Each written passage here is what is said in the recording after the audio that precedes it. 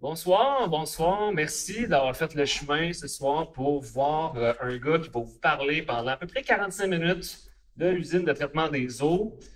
J'en conviens, c'est très précis comme sujet historique. Mon but ce soir, ça va être de vous divertir, en même temps de vous informer sur un sujet que je pense qu'on peut connaître juste en surface, mais lorsqu'on s'intéresse à la chose, on se rend compte que c'est une structure, comment dire, essentielle. Sinon, ben, pas de ville dans mon ville. Euh, le plan ce soir, vous le voyez à l'écran. On va commencer par le pas commencement. Ça veut dire quelques années en arrière concernant les puits artésiens pour arriver à la construction de l'usine de traitement des eaux. Euh, Malheureusement, je n'ai pas beaucoup d'archives dans la voûte au sous-sol concernant la construction, donc on va passer rapidement dessus, mais je vais vous présenter au moins ce que j'ai pu trouver. Et ensuite, on arrive avec les agrandissements. Il y en a eu 5, je vous en parle de 4. Pourquoi je fais ça? Parce que la cinquième, au début des années 2000, c'est l'usine actuelle. Donc, elle fonctionne encore, les gens travaillent dedans, les dossiers ne sont pas encore dans la voûte d'archives. Donc, je n'ai pas le recul historique que je voudrais avoir pour vous en parler tout en détail. Mais je vous laisse, je vais en parler quelques mots au moins. Et je finis ça avec une conclusion en 2 temps. La première, c'est quel filon on peut tracer à travers toute son évolution qui nous permet d'en apprendre plus sur la nouvelle construction qui se fait présentement. Et quelques mots justement sur cette construction. Vous comprendrez que ce n'est pas un dossier que je maîtrise, la nouvelle construction. Je vais faire un effort pour répondre du mieux que je peux. J'avais préparé une joke, mais la personne, malheureusement, n'a pas pu se présenter, donc je vais devoir faire ça. Donc, commençons avec le pas commencement, qui est la saga des puits artésiens. Et croyez-moi, si le Conseil avait le recul qu'on a aujourd'hui, on aurait été immédiatement à la construction. J'aurais 5 diapositives de moins dans ma présentation. Et ça commence presque bêtement, cette histoire-là de puits artésien. C'est 4 lignes dans le procès verbal. Si on lit trop vite, on passe à côté. Certains vont vous dire, OK, qu'est-ce qui est écrit parce que j'arrive pas à lire. Effectivement, c'est le greffier, monsieur. Oui, bonjour. C'est le greffier Walter A. Moisin qui écrit. Et moi, si je pouvais le rencontrer, ce monsieur-là, je lui demanderais, s'il te plaît, force-toi un peu, parce que là, à peu près 70 personnes qui n'arriveront pas à te lire. Donc, je vous lis ce qu'a écrit le monsieur. Le greffier fait lecture d'une lettre du Conseil supérieur d'hygiène enjoignant, expliquant, je pense que c'est enjoignant, à la corporation d'installer une usine de filtration prête à fonctionner pour le 1er avril 1917. Poisson d'avril. À vrai dire, non, parce que ça n'existe pas. Donc, on va la construire, l'usine. Là, je parle d'usine de filtration, d'accord? C'est comme ça qu'on l'appelait à l'époque. Mais depuis les années 60, elle a son vrai nom, usine de traitement des eaux. Nous, à l'interne, dans la ville, on l'appelle UTE. À ne pas confondre avec l'UTEU, d'accord? Si vous voulez un feeling dans votre vie, buvez l'Ostola. Usine de traitement des eaux usées. Non, faites pas ça, buvez pas cette eau-là. Donc, pourquoi on reçoit cette lettre-là du Conseil supérieur d'hygiène? C'est que depuis le 20e siècle, la rivière, comment dire, on pourrait penser qu'elle a une saveur à l'intérieur. C'est que elle ne respecte plus les normes de qualité d'eau. Ça, c'est M. Robert Paré qui le souligne dans son article. Il y a des villes en amont, qu'on nommera pas, Sherbrooke, qui commencent à avoir des systèmes de canalisation d'égouts et qui versent dans la rivière. Il y a aussi des industries qui font pareil, qu'on nommera pas, papeterie, qui versent aussi leurs déchets à l'époque. Donc, vous comprendrez que, étant donné la position géographique de la ville, ben nous autres, de l'eau de mauvaise qualité. Donc, il va falloir faire quelque chose. Le Conseil va se pencher sur la question. Bon, je vous ai donné le spoiler, là, on ne va pas pour la construction, on y va pour les puits artésiens. Donc, on va donner le contrat à la compagnie américaine Land and Ballers. Il va falloir emprunter cet argent-là avec un règlement d'emprunt. deux choses sur ce règlement d'emprunt-là. Là, je m'excuse, je sais que c'est écrit petit pour les gens en arrière, mais c'est notre 56e règlement. Pour vous donner un ordre de grandeur, aujourd'hui, on est rendu à, ma bosse est dans l'assistance, donc j'espère que je ne me trompe pas, 5600 quelques. Bon, on va y aller de manière précise comme ça. Merci beaucoup. Donc, la municipalité est quand même jeune.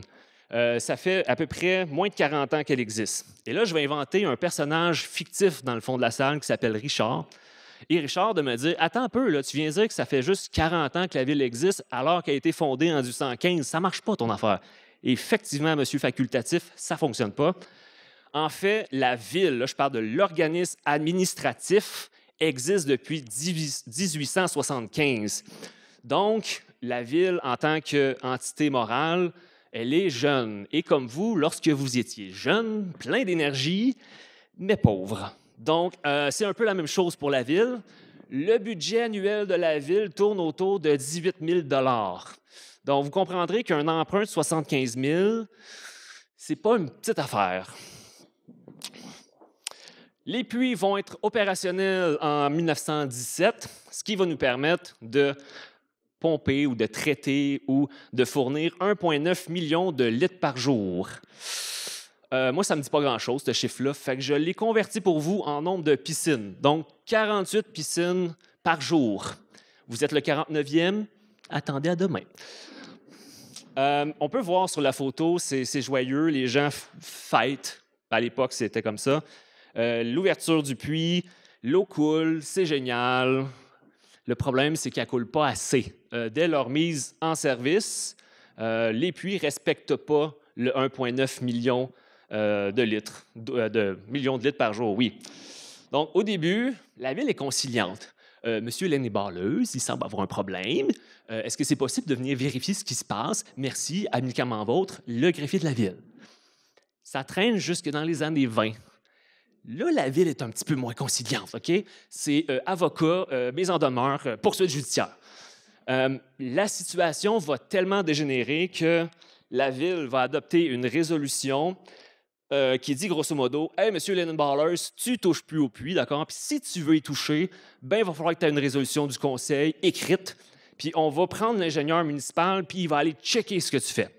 Puis pour s'assurer que ça fonctionne, qu'il ne touche pas au puits, on va même engager un gardien des pompes. » Moi, je ne peux pas m'empêcher de penser qu'il y a quelqu'un sur sa chaise berçante avec son dos coupé. C'est mes pompes, touchez pas mes pompes.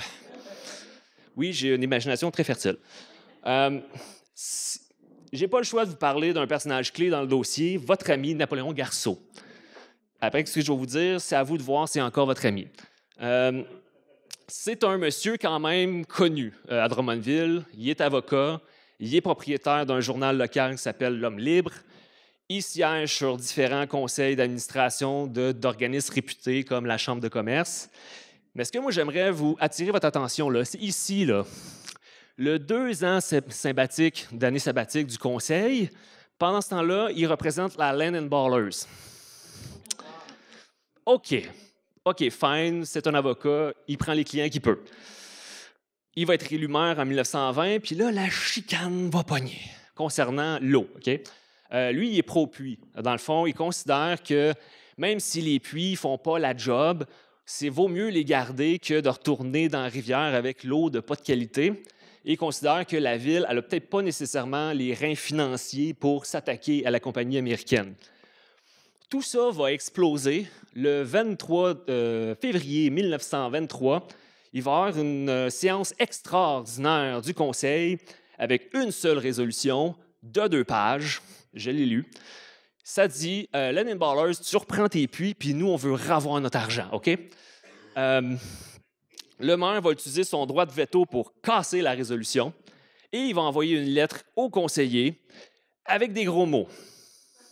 OK, on s'entend, là, c'est dans un contexte de conseil municipal, il n'y a pas d'insulte, mais vous allez voir que les mots sont quand même lourds, puis il y a un ton dans la lettre. Je vous lis la partie.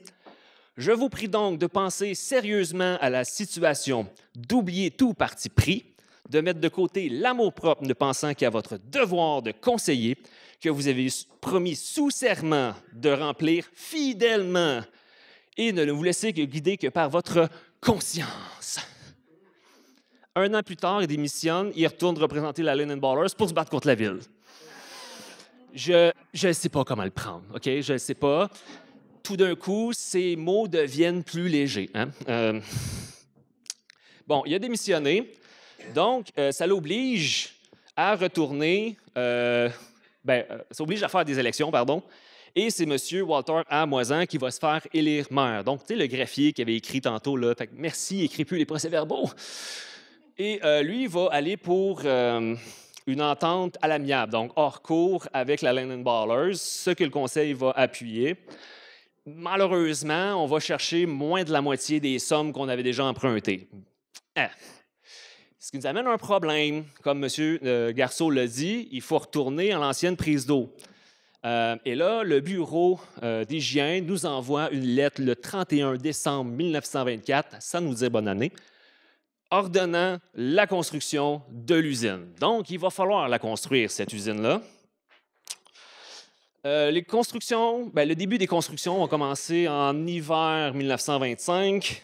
Ça va être terminé en mars 1926, donc on va devenir opérationnel. Et moi, personnellement, je trouve qu'on a manqué une occasion. La nouvelle usine va être prête, si tout va bien, en 2025. Donc, on manque d'un an, notre 100e anniversaire. Donc, moi, ce que je propose, c'est qu'on regarde tout le projet pour que ça fitte. J'ai des collègues de travail dans la salle. Ils me regardent avec des yeux de la mort qui tuent, donc je comprends que ce n'est pas une bonne idée, OK? Donc, je n'ai pas de surprise à vous faire, d'accord? L'usine est construite exactement où elle se trouve. Donc, on va zoomer fortement sur la photo. Et elle est là, au fond de la rue Lindsay, cachée derrière des arbres. Elle est gênée, toute jeune, ça va. Fait intéressant avec l'usine, à son emplacement, c'est que les terrains ont été cédés gratuitement à la ville par la succession de M. Poirier. Donc, vous devinez pourquoi la rue s'appelle la rue Poirier, juste en face de l'usine de traitement des eaux. Et ce qui est comme un peu hors norme dans son contrat, c'est qu'il exigeait qu'on laisse les arbres matures sur le terrain. Bon, comme on peut voir sur la photo, mission accomplie. Donc, qu'est-ce qu'elle va faire, cette usine-là?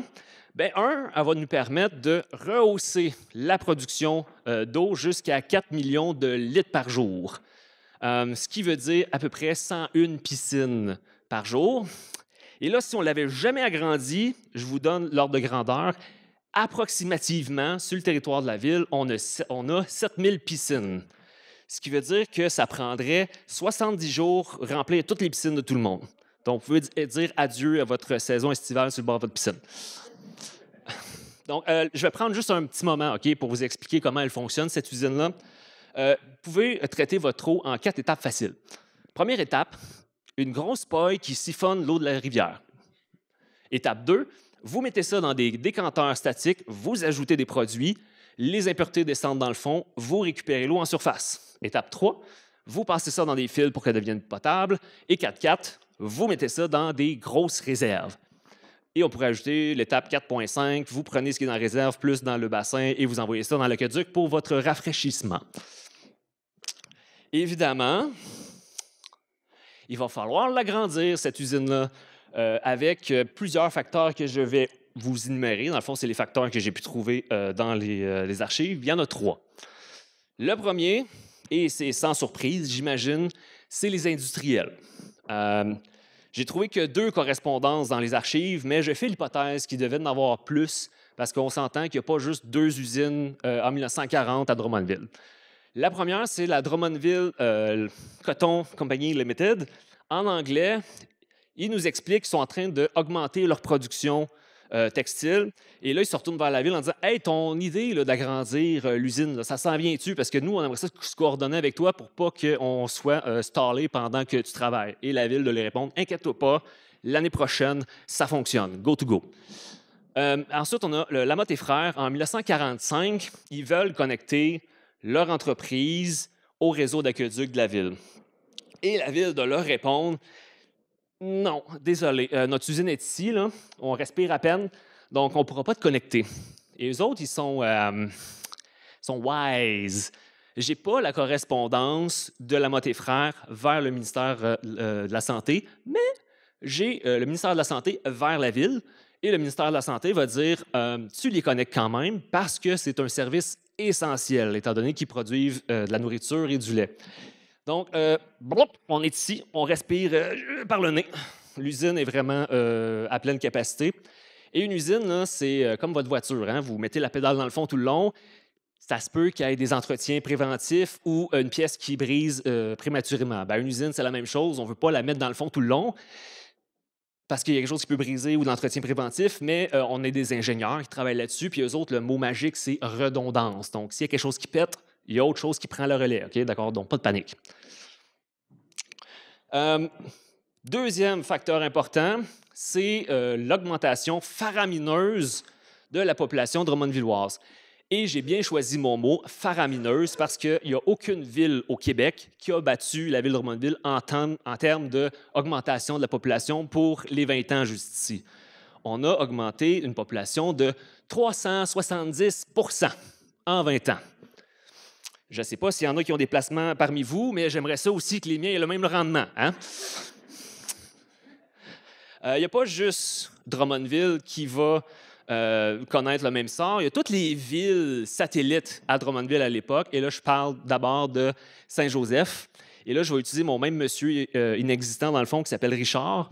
Et là, il va me dire « Ouais, mais l'année passée, là, tu avais dit que ça, c'est Saint-Joseph, puis ça, en haut, c'est Saint-Louis. » Effectivement, monsieur invisible, les deux villages vont se fusionner ensemble pour créer la ville de Saint-Joseph en 1937. Et Saint-Joseph va connaître une explosion à partir des années 20 et jusqu'à la Deuxième Guerre mondiale. Là, on va avancer dans le temps. Okay? Prochaine diapositive. On tourne la caméra de l'autre côté.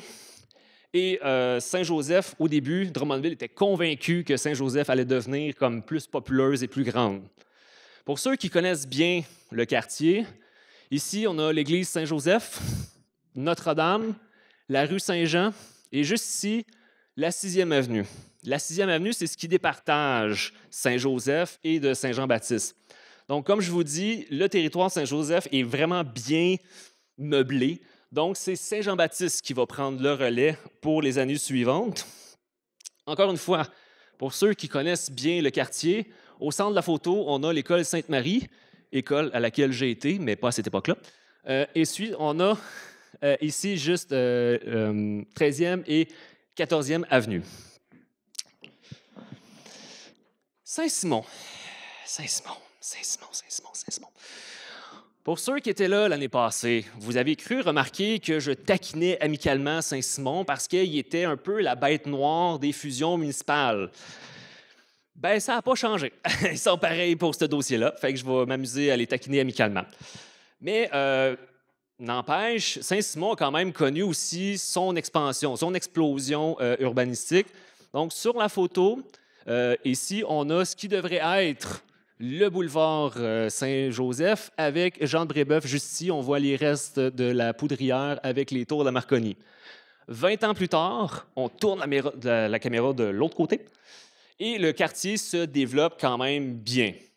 Par contre, Saint-Simon connaît un développement plus tardif que les deux autres villes, plus vers les années 40 et 50.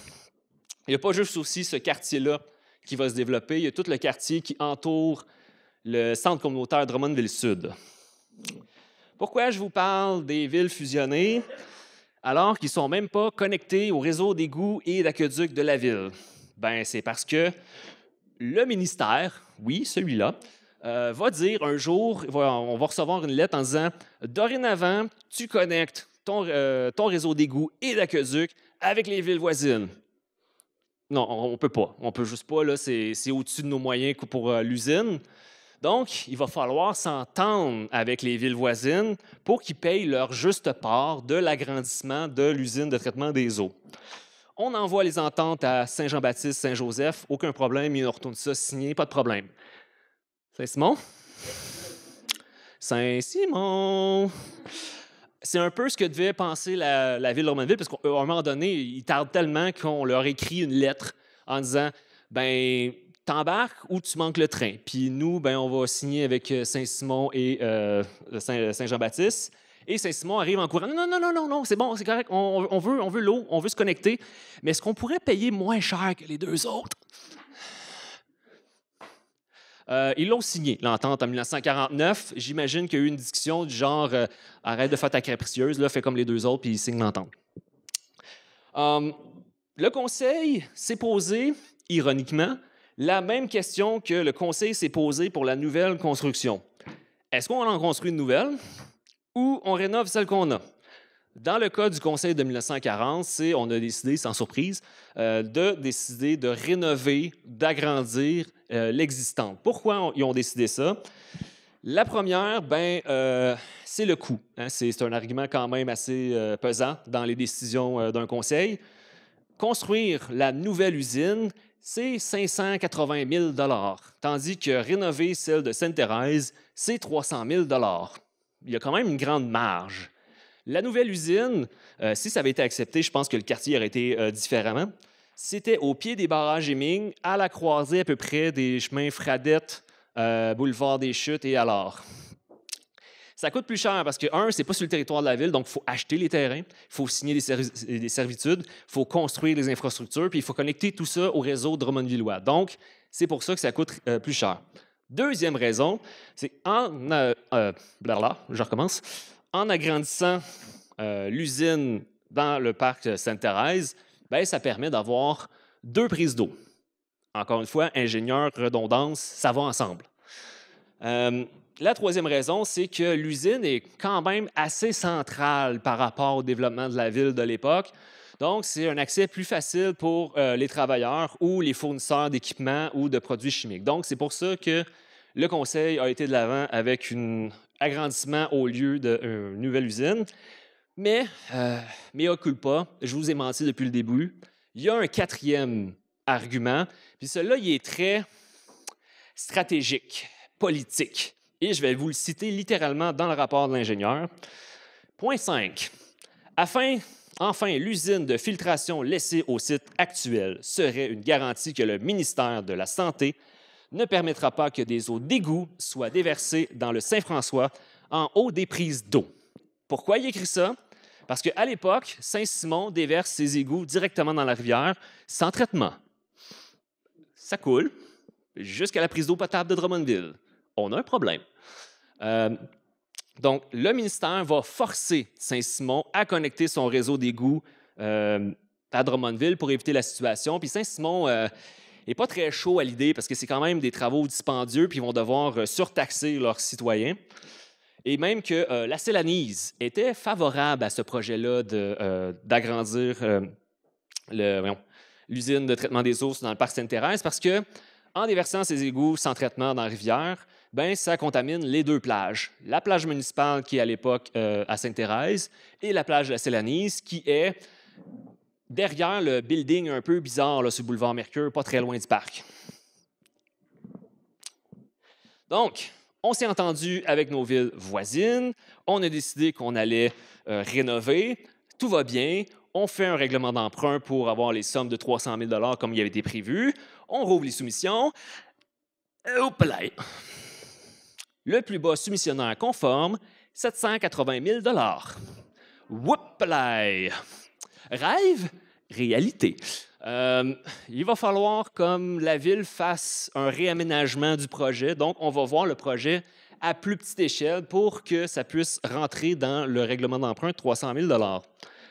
Autre écueil dans le projet, c'est que la firme d'ingénieurs à Montréal qu'on a engagée pour faire les plans, il n'y aurait pas de nous écrire en disant « Oui, oui, ça s'en vient, ça s'en vient, ça s'en vient ». Je ne sais pas si vous avez déjà connu quelqu'un qui dit « Oui, ça s'en vient, puis ça n'arrive pas ». La ville a comme deviné que ça devait être ça. Donc, monsieur le fonctionnaire, tu vas à Montréal, tu vas chercher les plans, puis s'ils ne sont pas prêts, annule le contrat. Donc, il faut croire que ça a fonctionné parce qu'on les a, les plans de 1945 dans les archives.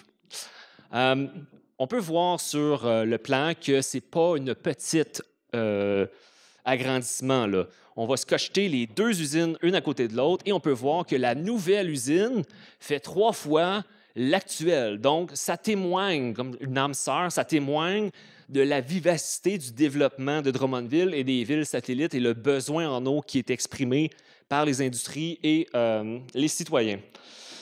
Donc, comme je vous ai dit, il y avait un rêve et une réalité. La réalité, c'est 11,4 millions de litres par jour, tandis que le rêve, c'était de 17 millions de litres par jour. Par contre, moi, je vous présente agrandissement 1, 2, 3, 4 et ainsi de suite. Gardez en tête qu'entre les agrandissements, il y a toujours des améliorations incrémentales à gauche et à droite. Donc, au fil des ans, on va la ramener à 17 millions de dollars. 17 millions de dollars, non pas du tout, si seulement, de 17 millions de litres par jour. Ce qui nous amène au deuxième agrandissement durant les années 60. À vrai dire, ça commence même avant ça. On voit les premiers signes dans les archives en 1955 ou au milieu des années 55. 3 facteurs. Le premier, SNCF arrive dans le décor. Il dit « Moi aussi, j'avais l'eau, s'il te plaît, on peut-tu se connecter? » Et Drummondville a dit après l'agrandissement, mais on t'oublie pas, ma grande. Ensuite, le conseil veut mettre des jeux d'eau dans tous ses parcs municipaux. Et là, c'est une belle idée. Par contre, le conseiller qui est président du comité d'aqueduc, il regarde les chiffres puis il fait c'est un beau projet, guys. C'est vraiment un beau projet, mais on a un problème avec ça parce que là, notre usine commence à être à pleine capacité. D'ailleurs, l'ingénieur de l'usine, il va se présenter au conseil systématiquement les statistiques de consommation d'eau de la ville et la production d'eau qui a été faite avec l'usine. Donc, on voit qu'il y a une inquiétude du conseil concernant la capacité de l'usine. Et troisième facteur, c'est plus une anecdote, mais ça montre à quel point ça a fait une situation malaisante. La Denison, qui est aujourd'hui Canimex sur Saint-Georges, avant c'était la Denison, est en train de se faire évaluer par ses assurances pour la protection incendie. Et son assureur dit, si jamais tu as un incendie majeur, ça va te prendre tant d'eau. On se retourne vers la ville. Ça se peut qu'on n'y arrive pas. Fait que les primes d'assurance augmentent pour la Denison. Fait que moi, j'imagine pas la conversation malaisante entre le conseil et le Denison. Donc, on va aller de l'avant avec l'agrandissement, mais avant d'y aller de l'avant, c'est quand même un projet ambitieux et coûteux. On va faire appel à une firme d'ingénieurs de Sherbrooke, cette fois-ci, pas de Montréal, pour évaluer c'est quoi la situation en vrai, là, mécaniquement, scientifiquement. J'allais pas le rapport des archives. Je ne sais pas ce qui s'est passé. Par contre, j'ai des correspondances qui citent souvent le rapport et on peut lire ce passage, je vous le lis, c'est littéralement dans le rapport. La moindre dépense additionnelle en eau occasionnée par une nouvelle manufacture établie à Drummondville ou encore par un incendie important pourrait causer une diète d'eau sérieuse.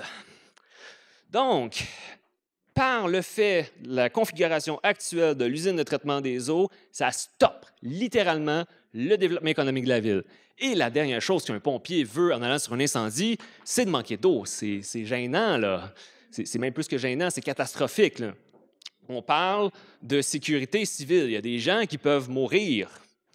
Donc, il va falloir aller de l'avant avec l'agrandissement. Mais encore une fois, il faut s'entendre avec les villes voisines, qu'eux autres aussi ont leur mot à dire et on ne se le mentira pas, les coûts à payer pour l'agrandissement. Entre-temps, il y a eu Drummondville-Ouest qui s'est ajouté au party.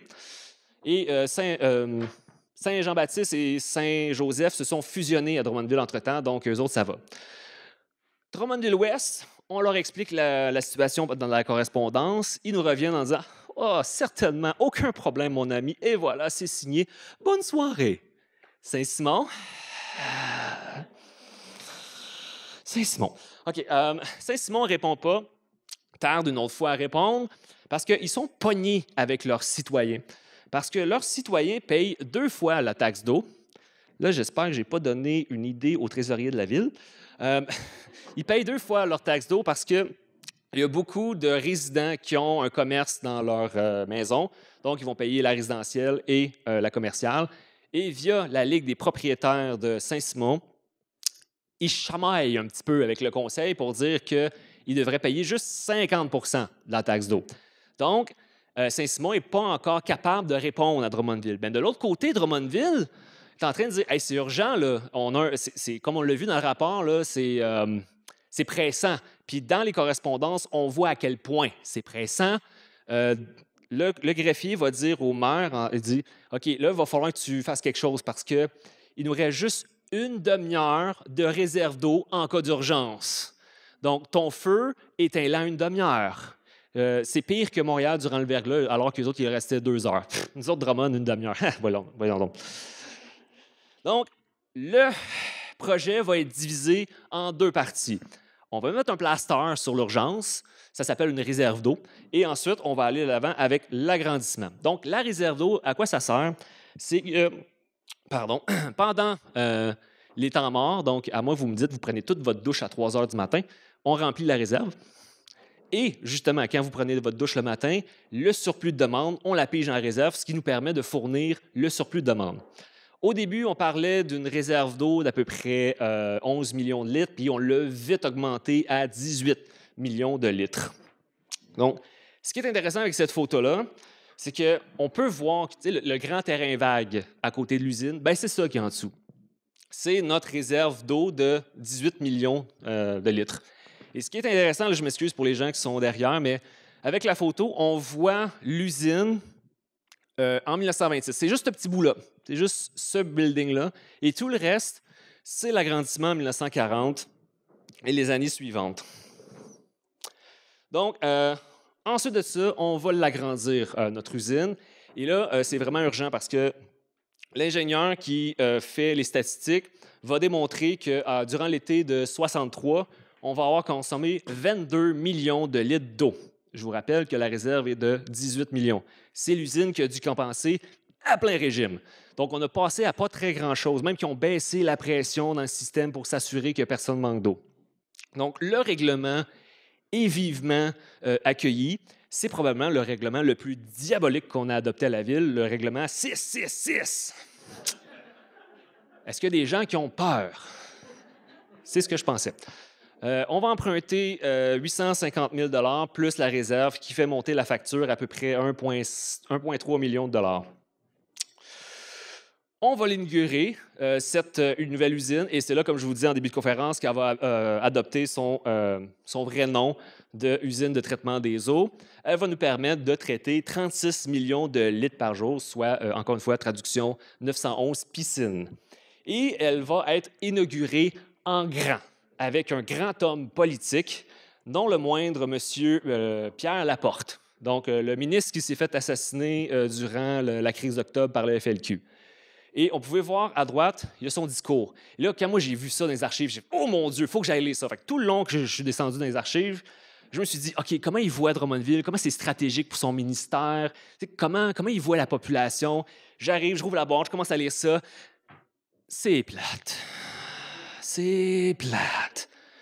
En 14 pages, mon ministère, il est cool. J'ai fait des restructures administratives dans mon ministère. J'ai nommé telle personne importante dans mon ministère. Mon ministère a donné des subventions à telle ville pour tel projet. Et il cite Drummondville juste au début et à la fin. C'est tout.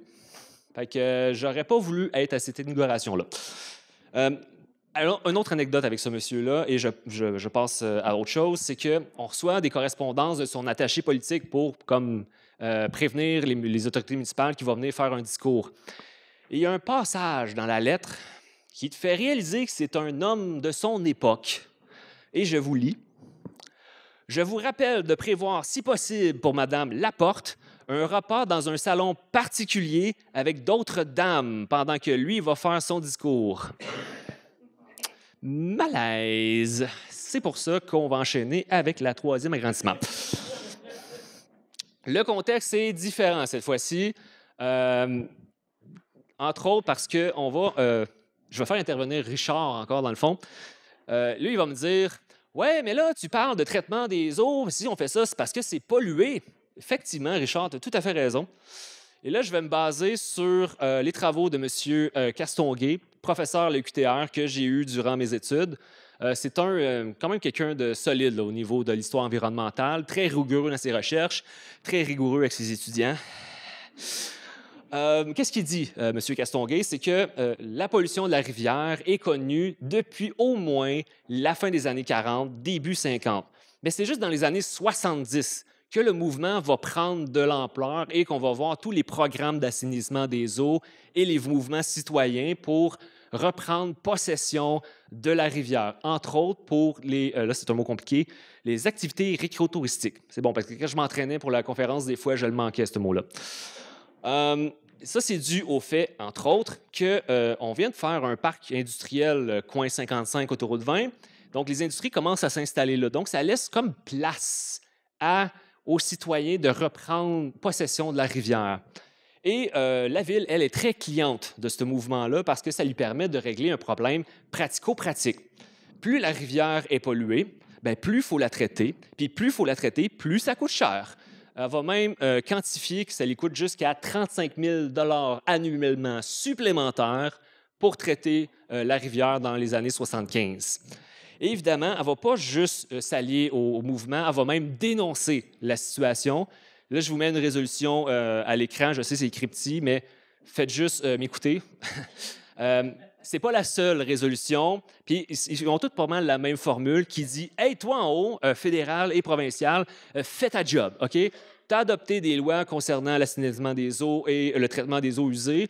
Là, il y a des villes en amont, Sherbrooke, qui n'ont pas leur usine et il y a des compagnies en amont qui jettent encore leurs déchets dans la rivière. Donc, fais quelque chose. »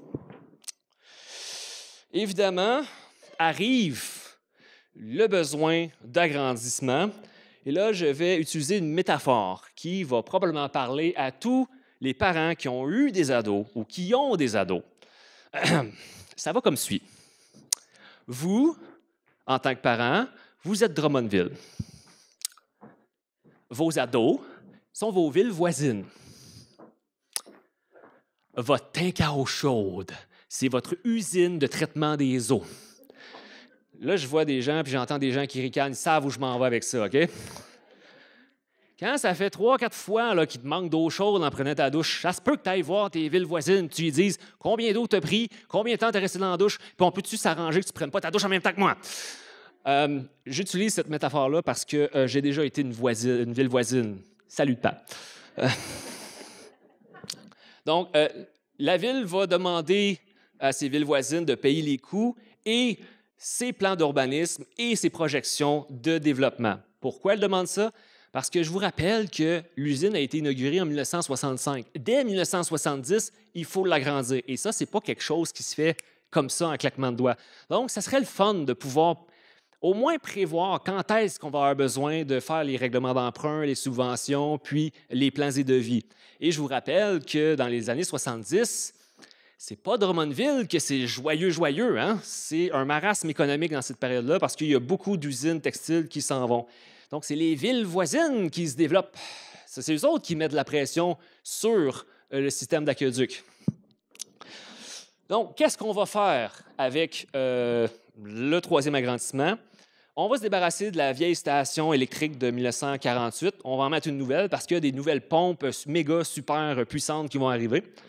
On va aussi se débarrasser de la petite paille de 18 pouces pour en mettre une de 40 pouces. Ça va te siphonner de l'eau de la rivière, mon ami.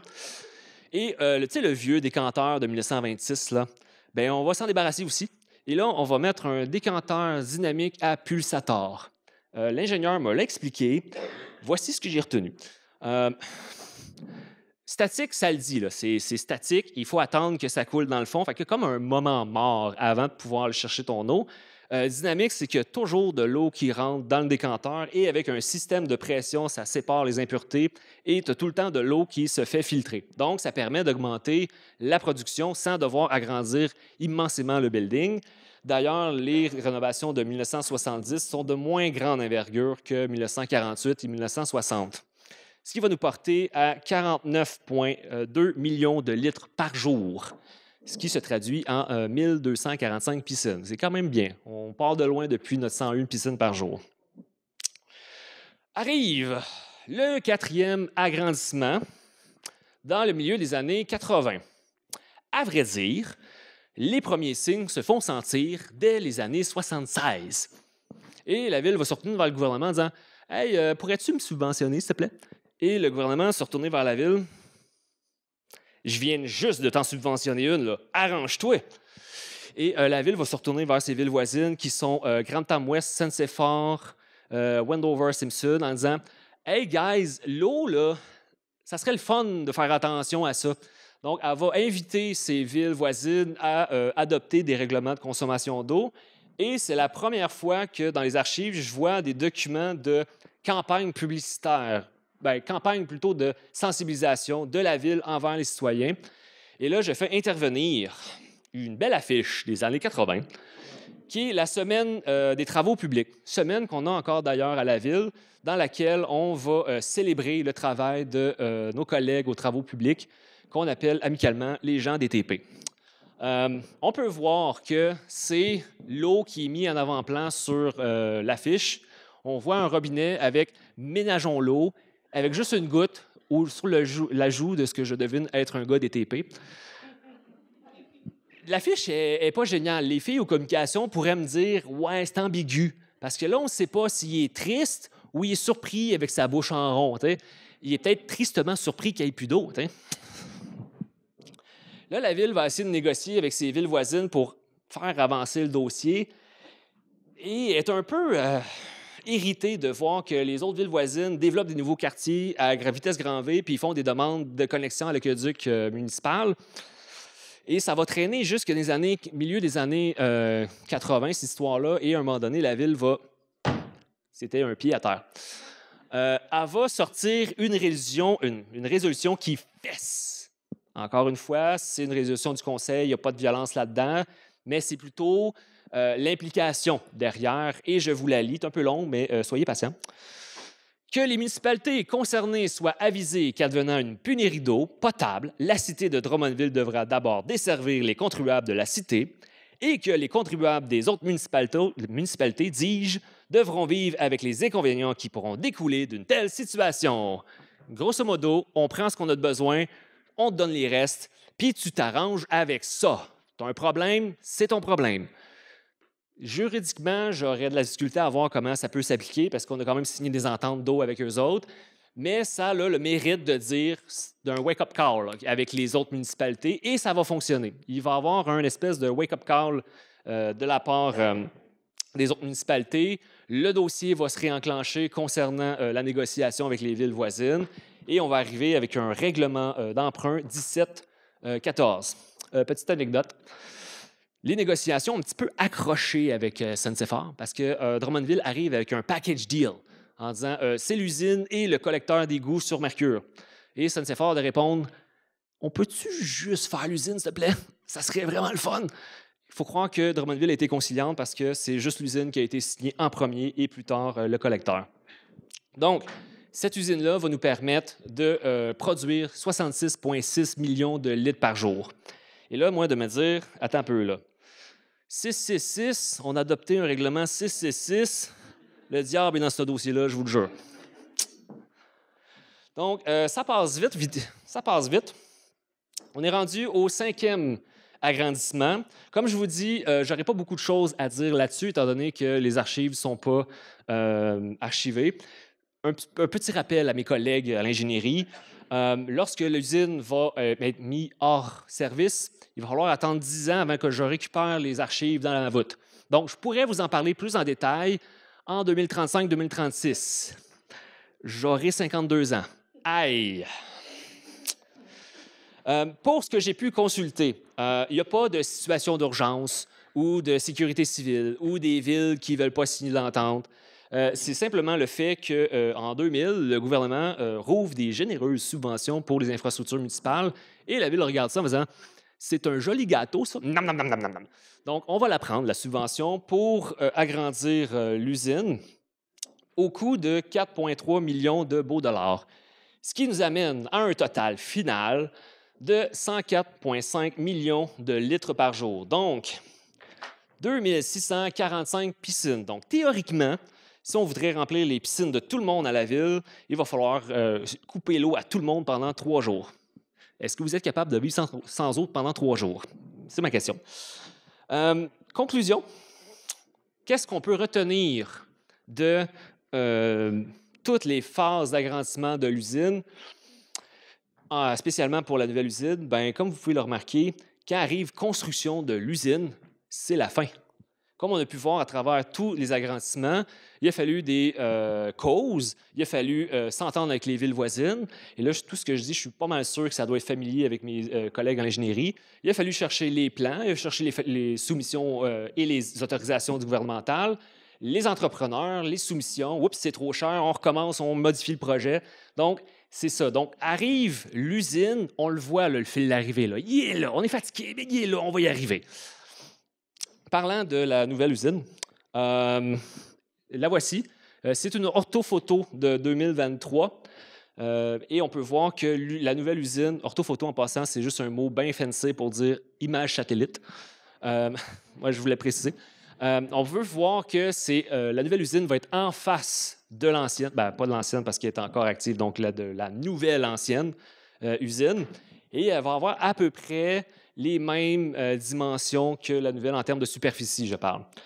Et là, je vais utiliser une autre analogie pour vous expliquer pourquoi on a besoin d'une nouvelle usine.